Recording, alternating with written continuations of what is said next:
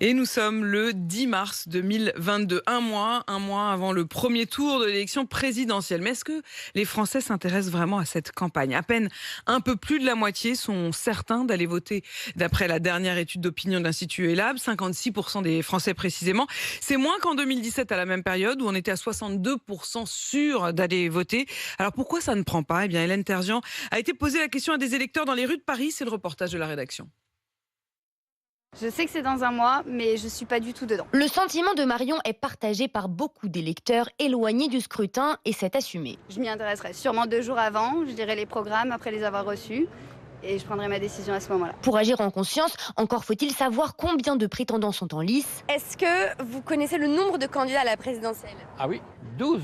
Bonne réponse pour Bernard qui tente de les énumérer. Bon, alors on va commencer par le plus petit, Poutou, c'est Hidalgo, Nathalie Arthaud, Zemmour, Le Pen, Macron. Oh, j'ai dû en oublier pas mal. Il en reste effectivement 6 et quand on passe aux mesures... Si vous deviez citer une ou deux propositions un peu symboliques des uns et des autres, ce seraient lesquelles? Ouh là là, j'ai une idée des candidats, mais j'ai pas une idée de leurs propositions claires. Marion botte elle aussi en touche. Si je vous dis par exemple Jean-Luc Mélenchon veut mettre le SMIC à 1 400 € ou un revenu jeune à 1 063 €, tout ça, ça vous parle pas? Non, pas du tout. C'est pas venu devant mes yeux, c'est pas venu jusqu'à mes oreilles, non. Anne Hidalgo qui veut doubler le salaire des professeurs? C'est intéressant, je m'y pencherai, mais non, c'est pas venu jusqu'à moi. Si la campagne n'imprime pas, c'est parce que la guerre en Ukraine occupe l'esprit de tous les électeurs interrogés. Mais pour Evelyne, c'est un grand no man's land. Il y a aussi un problème de fond. Ça va pas très haut, non? Et puis beaucoup d'hésitation. Un jour ils disent blanc, l'autre jour ils disent noir. C'est pour ça qu'on ne retient pas vraiment de propositions. L'un va se remettre avec l'autre. Finalement, ils vont changer de camp.